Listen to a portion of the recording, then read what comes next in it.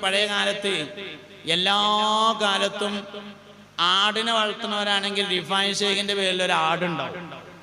കോയിനെ വളർത്തുന്നവരാണെങ്കിൽ റിഫായ് ഷേഖിന്റെ പേരിൽ ഒരു കോഴി ഉണ്ടാവും.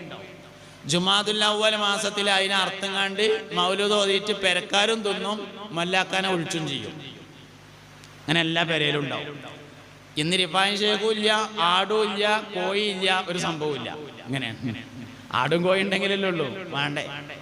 ഒന്നുമില്ല. സ്ഥലം ധനമുള്ളവർ ആടിനെ വളർത്തണമെന്ന് തിരുമുസ്തഫ നബി തങ്ങളും പറയുന്നു. ഫുഖറായിനോടുള്ള ആജ്ഞ കോഴി വളർത്തലാൻ. ഇത് കാണുവാൻ ഇബ്നു മാജ നീ നോക്കലാൻ. മുസ്തഫ നബി തങ്ങൾ ആടിനെ വളർത്താൻ പറഞ്ഞിട്ടുണ്ട്, കോഴിനെ വളർത്താൻ പറഞ്ഞിട്ടുണ്ട്.